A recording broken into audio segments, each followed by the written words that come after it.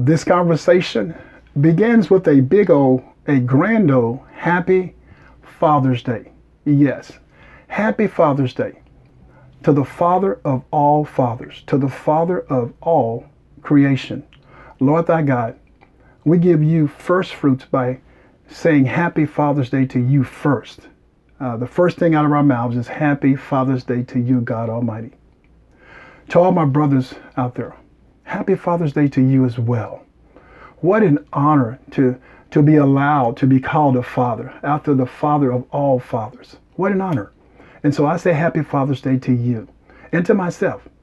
We are men who God has created in his own image.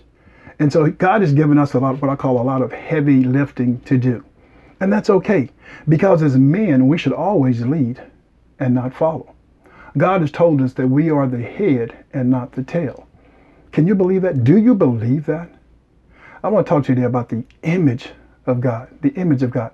Now, what I want to do is do a quick summarization, if you will, just kind of do a quick narrative. And then I want to come back and find us in the book of Genesis, chapter 1, verse 26.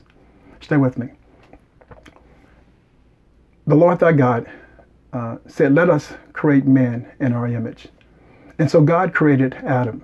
The Bible says he formed him from the dust of the ground and he breathed in his nostril, and Adam became a living soul. God blew his spirit inside of Adam, and Adam became a living soul.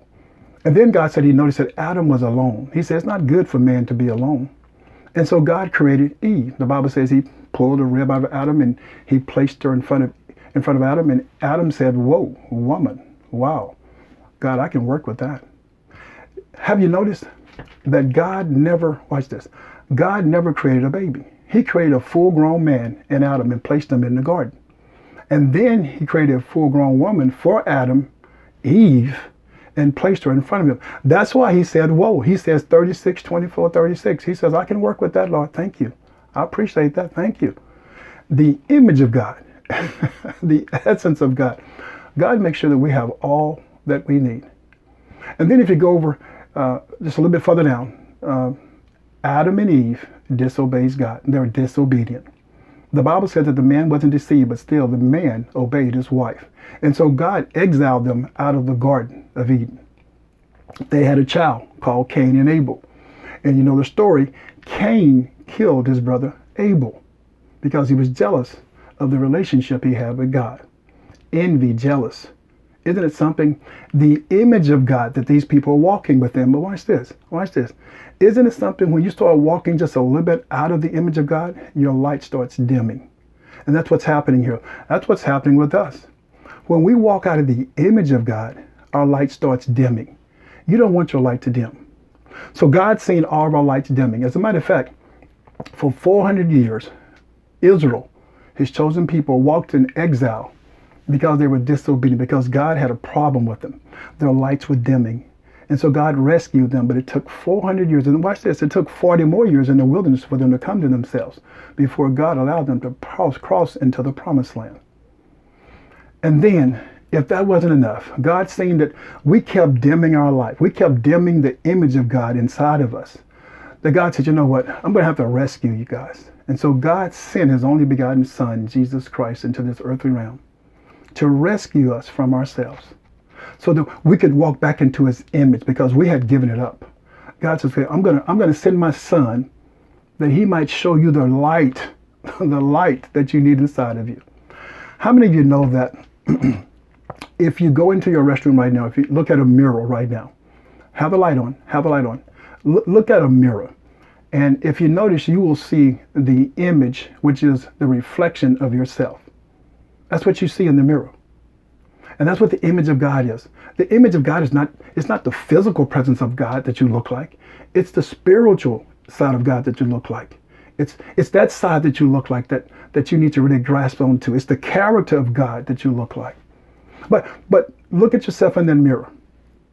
And then see your reflection and understand that's the image of God. That's not just God, that's the image of God.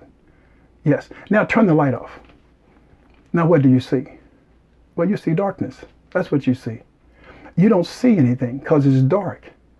And that's what we become when we start allowing our light to get dim. When we start walking away, when we start walking out of the image of God, like Israel did, like Adam and Eve did, like Cain did, when we start walking out of God's image, our light starts dimming. You don't want your light to dim. We are so blessed. But we keep messing up. We keep allowing our lights to dim by getting into someone else's business, by being into someone else's world, by doing things that we have no business doing. By allowing things to feed us that we know are unhealthy for us.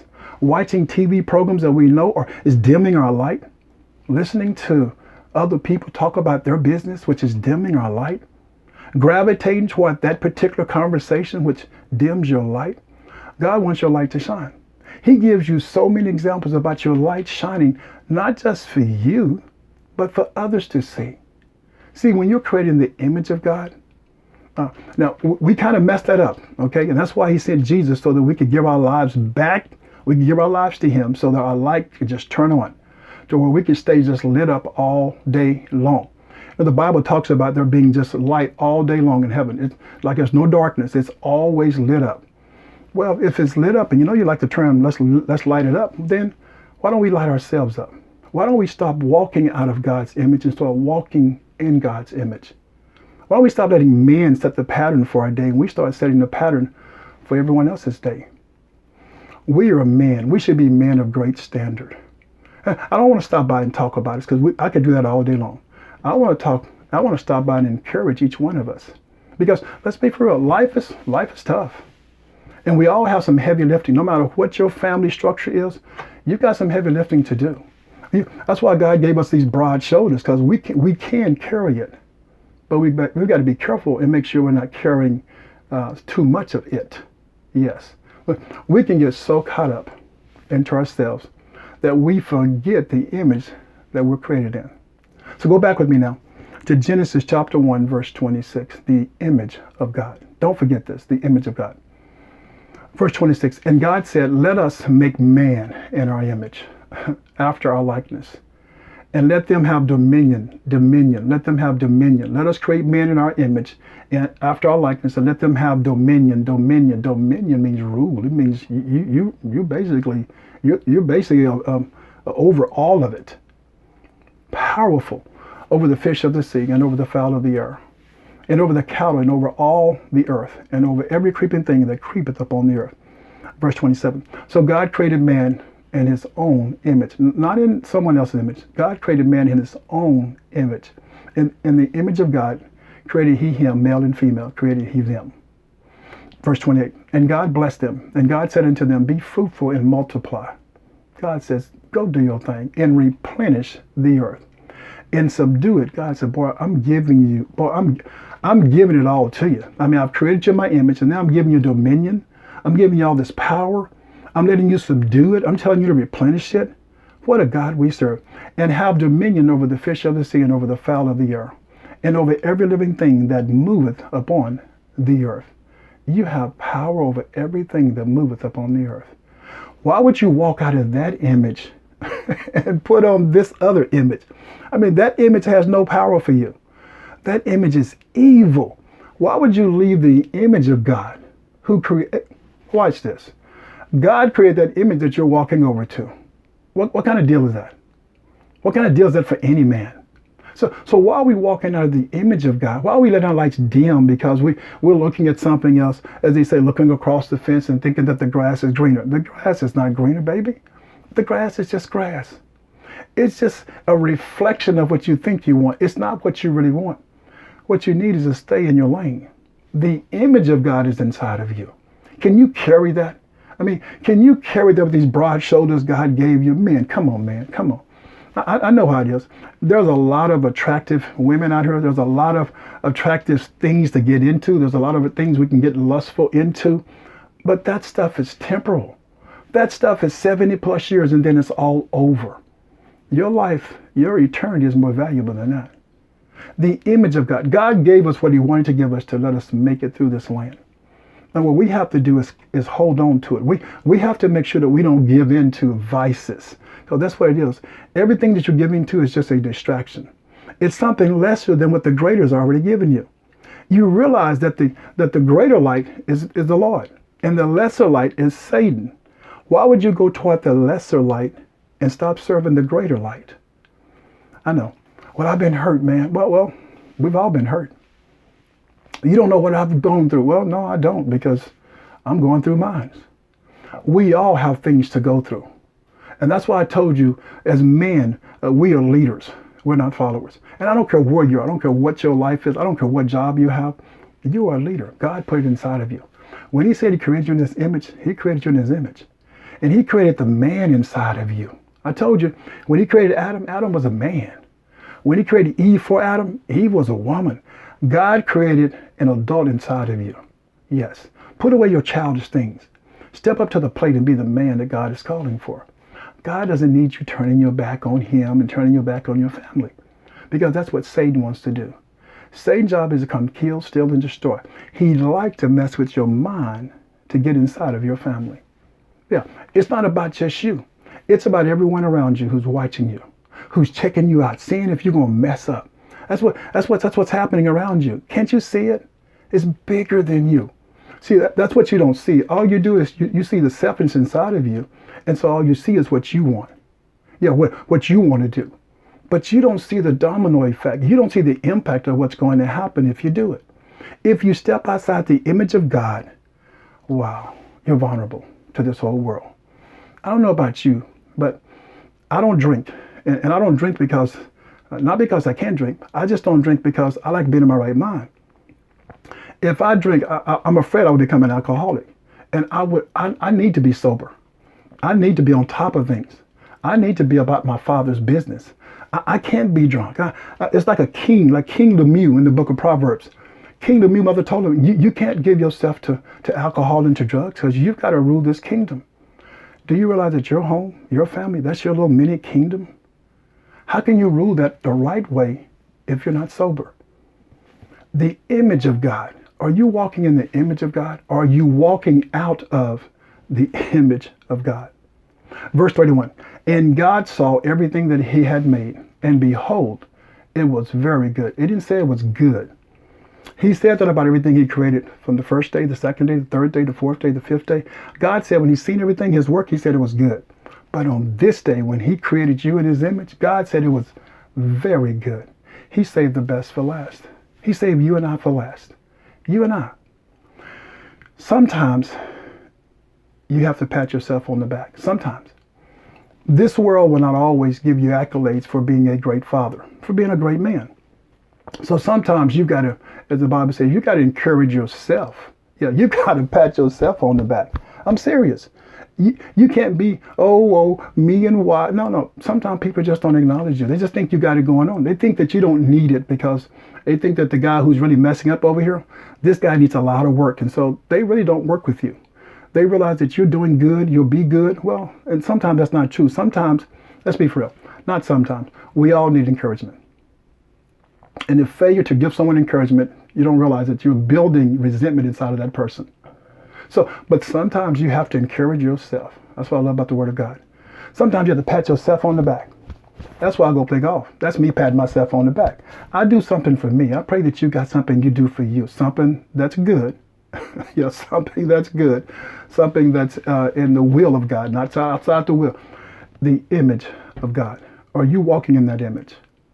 Are you living in that image? If your father was a bad father, because really and truly, when you look at it, the first thing a child looks at when they look at their father, that's what they see. That's God to them. When your child see you, they see God. That's all they know. That's all they know is you and your wife. That's all they know is this is who God is. They're looking at you as the reflection that God has inside of you. And that character that you have, you should really display that well. Because you are standing in God's place. That's what you're doing. You are God's representative. That's who we all are. And so when your child looks at you, they've got to see the image of God inside of you. That makes them want to be like God. That makes them want to have and walk within the image of God that God has given them as well. Are you dishonoring that image? Are you honoring that image? Are you wearing that image well? Or have you taken that image off and put it in the corner because you decided to just go out and do your own thing? Let me tell you something, baby. your own thing will fail you. Many men have tried to find a new way, if you will, a new recipe, some new ingredients. That's always failed. God is God. What God has done, let no man try to change. Walk in the image of God. Yes, just like that light in the bathroom. When you turn that light off, you walk right into darkness. That's all you see is darkness. And that's what you're doing to your light when you walk away from God. You're turning your light down and you're walking yourself into darkness. I don't know about you, but the boogeyman lives in the darkness. I don't want none of the boogeyman. That's who's in the darkness, is the boogeyman. That's who's over there. So you're able to walk out of this marvelous light where you can see everything, all the glory and splendor of God. You'd rather take on this new part and walk in the darkness where you don't know what's going to happen. It looks pleasurable.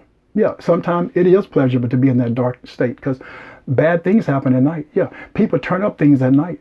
And so if you ever been in the darkness, then you realize that, yeah, there's some pleasant things over there. But guess what? They're temporal. I can't say it enough. To allow yourself to tiptoe into the darkness or to the dark side, wow. It allows you to pull not only yourself, but also your siblings and your children. It pulls everyone towards that darkness. Everyone can't get out as fast as you probably can. So you've got to be careful. I told you you're the leader. That's why you got these big old broad shoulders, because God is saying, hey, I want you to be the leader and not the follower. I want you to be the head and not the tail. Do you realize that? If you wag your tail into the darkness, you'll wag your family over with you. But if you keep your tail in this lane over here with this light, this marvelous light, you have an opportunity to make it. Man, we have a hard job. I love Father's Day. I do, with all my heart. I love Father's Day. Always have. I love honoring God. I love honoring fathers. But this particular Father's Day is a little bittersweet. I'm just going to be honest with you. A little bittersweet because of all the unrest we have going on right now in our country. And justly so. Justly so. But this Father's Day has what I call an asterisk beside it. You know what an asterisk is? It's that, look at your number 8 on your computer, and that little symbol above it, that's an asterisk. It's got like a straight line and it's got like an X through it. That's an asterisk. So this Father's Day has somewhere of an asterisk next to it. It's Father's Day. I don't know about the happy part right now, but it is Father's Day. And so the happy part has an asterisk beside it. That's just the way I feel right now. Has an asterisk beside it. And an asterisk is simply, it's a symbol, if you will, sometimes used to alert you that at the end of the page, there's some additional information about this particular subject. That's what an asterisk is. You remember the great Pete Rose, baseball player? Pete Rose had 4,256 hits. It's the all-time record. But there's an asterisk beside it. You remember Sammy Sosa, Mark McGwire, and Barry Bonds. You remember those? Those are some of the best home runs hitters of all times. I think Sammy Sosa had like 66 home runs in one season, and Mark McGwire had like 70 home runs in one season. And of course, the great Barry Bonds had 73 home runs in one season. But there's an asterisk beside each one of their names and their records because they were playing baseball during what we call the steroid era. Now, I'm not going to say it's any fault to themselves because baseball was really going down and the home run campaign really lifted it back up. So there's a lot of people involved. But guess what? But they're the ones that singled out.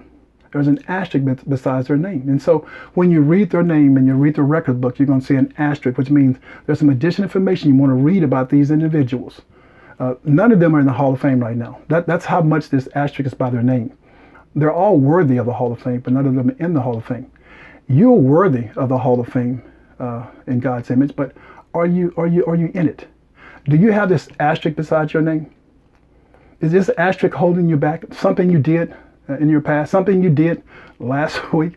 Do you have an asterisk? Are you allowing yourself to get an asterisk by your name because of some of the things you're dealing with? I pray that you realize that we all had an asterisk now. I mean, I had an asterisk by my name. We all have had this asterisk beside our name. But if you gave your life to Jesus Christ, boy, Jesus came to remove all the asterisks in your life, all the sin. That's what Jesus came. Jesus came and he gave his life. He died up on that cross. And up on that cross, he took all the asterisks that would ever come towards your way. He took on all your sin. He nailed it to the cross. He did the heavy lifting for you and I. That's how much he loved us. That's how much he gave us an opportunity to be here to say Happy Father's Day to one another. He gave us an opportunity to be here. Yes, yes. He took the fall for us. He who knew no sin became sin for you and I to give us a break. And you don't want to walk in that image? Shame on you. You don't want to pick up that image? Shame on you. 2 Corinthians chapter 5 says it like this. For our sake, he made him to be sin who knew no sin, so that in him we might become the righteousness of God. There will no longer be any notations or asterisks written by your name in the Lamb Book of Life. No, there will be none because you've accepted Jesus Christ as your Lord and Savior. So that's been just simply erased. You're not like those baseball players. That asterisk will remain for eternity because man has a hard heart. Man will not forgive, but God will. And so when you look at your name in the Lamb Book of Life, it's just clean as a whistle. God said, hey, well done, my good and faithful servant. That's what we're all looking for. It's for that particular part of our life to be with God, to not have an asterisk, to not be held back. So men, let me just say, during this season, our hands are extremely occupied, as we are all engaged in what I call this powerful movement with our children. Isn't that awesome? And with our grandchildren for social change. But there's another movement we're involved in as well. See, I told you last week that we can get distracted by certain things. Now, this movement is powerful. We all need to be a part of it. We need to embrace it. But there's a movement that's going on that we need to embrace even more. And it's the movement of fathers. Fathers staying in the home. Fathers being accountable. That's the movement I want to be a part of. I want to be a part of a movement where fathers are being responsible and accountable. Yeah. When you look at the protests, can we deal with some of the brass bolts, if we will? When you look at the protests, and you see your children out there running around, they're throwing rocks into glass window, into department stores' glass windows. You see that? You see it on TV, or you've been out there with them, and they're throwing rocks into windows. And don't get me wrong, a protest is a protest. I don't want anyone to damage anyone's property. But have you ever just stopped to just look at it and see why this child is so provoked to throw something and damage someone else's property? Have you looked at it? I looked at it the other day, and it really caught me. It really saddened my heart, because what I seen was a young lady picking up a brick and throwing it into a glass window. And I asked myself, is she throwing that rock through that glass window to break it, or is she throwing that rock because she shattered so much inside of herself because of the absentee of her father, the abandonment of her father, that she's throwing something because somebody has thrown something at her? Jesus, I pray that if you have children, I don't care where they are, if you have children, please be involved in their lives. This is just an example of this young lady that I seen throwing a rock. But I think she was throwing it out of shatterness and trying to shatter something else because of the shatterness that she has inside of herself. I pray that you realize that God has given us, God has blessed us. He's created us in his image. He created your baby in his image also. But you've walked so far out of her life that she can't see him in her life. Jesus, that's going to be accounted to you. Fathers, the image of God is inside of us. The character of God is inside of us. Some philosopher says, some theologian says that God is rational, so he created us to be rational. That God is creative, so he created us to be creative. That God knows right from wrong, so guess what? He created us to know right from wrong. God. We are his representatives here on earth. To the world. To all the beasts in the world. We are God's representative. God has given us so much, and he's asked for so little. Just to serve him, just to be obedient, to stay within his image. Stop breaking outside of his image. There's nothing good outside those doors. My daughter asked me the other day, she asked me something that she's never asked me before. I don't think anyone's ever asked me before, to be honest with you.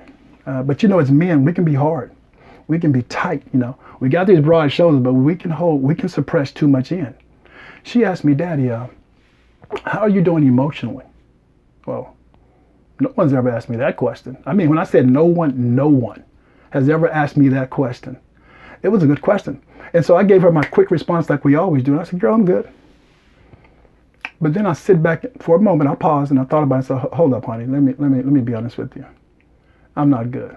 I don't think I've shed a tear in many years. I just don't think I've really shed a tear. But seeing George Floyd lose his life, if you will, being murdered, however you want to put it, it did something to me when I heard him call his mama. It did something to me. Now, I told her that you won't see me crying on the outside. You just won't. It's just something we've always been taught to do, so we just don't do it, okay? Whatever it is, we just won't do it. But I said, as a man, honey, I'm telling you right now, emotionally, we're all crying. And we're all drowning. I told her we're all drowning from the flood of tears that we keep concealed on the inside. That's what men do. We do cry. It's just inward, not outward. And some of us are drowning. That's why you see people committing suicide. You see people doing some crazy stuff. It's because they get so many tears and they can't let them out because they got to hold on tight. No, baby.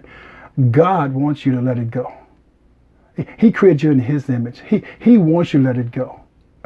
Yeah, he needs you to let it go. So then you're showing him that you're giving it to him.